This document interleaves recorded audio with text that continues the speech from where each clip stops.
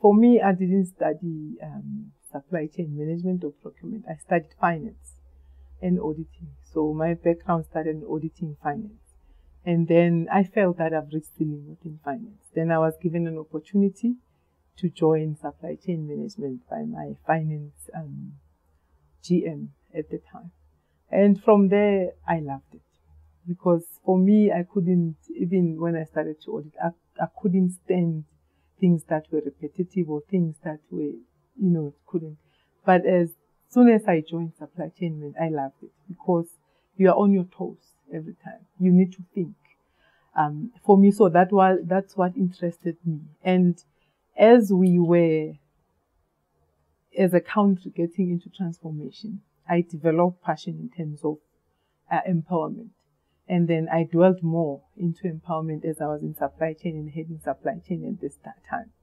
And that's how I began to love supply chain and saw that actually this is an area where one can make a contribution. And I developed policies actually in terms of empowerment. I developed because I understood the challenges. That's when it was starting. I understood the challenges, what made, your small suppliers not succeed. Because the question that came to mind from me and I think my chief procurement officer then was, how come we say as an organization we have spent these billions of money into supply BE, but then creating the millionaires, but we're not actually seeing these millionaires. So that made me go into research to find out what actually made us fail. Even though we say we are spending this, yes, government was ticked. For me, it was that BE, we spend this amount and we have made our quota.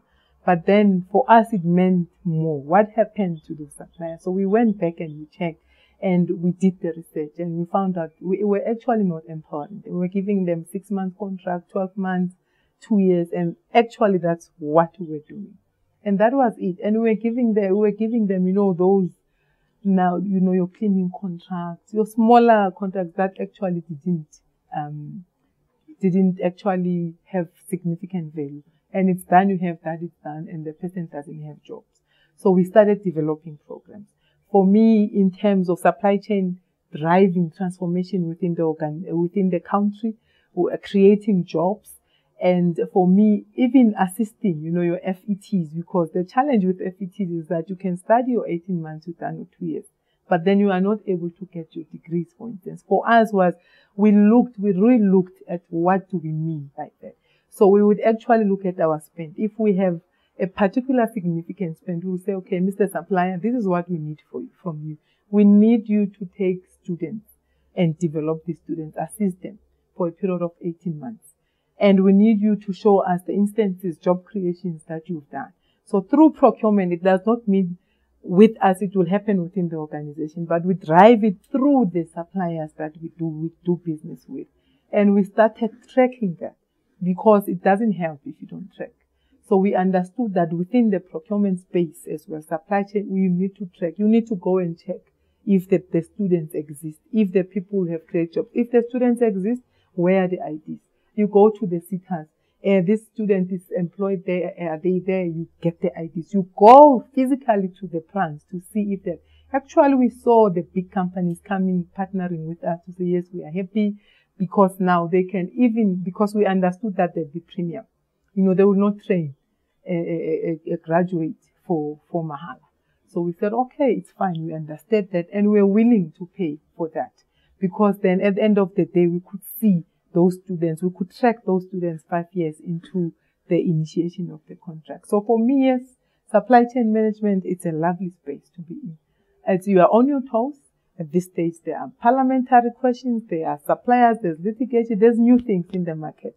Globally, for me as well, because you must always, if you're a supply chain management officer, you need to read. I cannot emphasize that enough. You need to be on your toes. You need to be reading things that they are posted there. There are roundtable discussions that we have these challenges we're discussing, and it's not unique to South Africa. I've read about Malay. They've done they were not apologetic. What I love about Malay, they were so not apologetic. If you come into their space, whether you are an international supplier, they will tell you this is what you want. But with us, I think we need to get there. We need to learn from the other countries how they brought empowerment. They may call it other names, by other names, but it's the same thing. So we need to stop being apologetic as a country and say, this is our money, we are spending it, we want to spend it, but these are the conditions. For me, which I think is right. I think we shouldn't apologize for that. But at this stage, I find that as a country, we are very apologetic. Hence, we are not seeing the benefits of this BEE. Hence, we are saying it only benefits the elite or the politically connected. And it's difficult to argue with that if you look at it. Audio Jungle.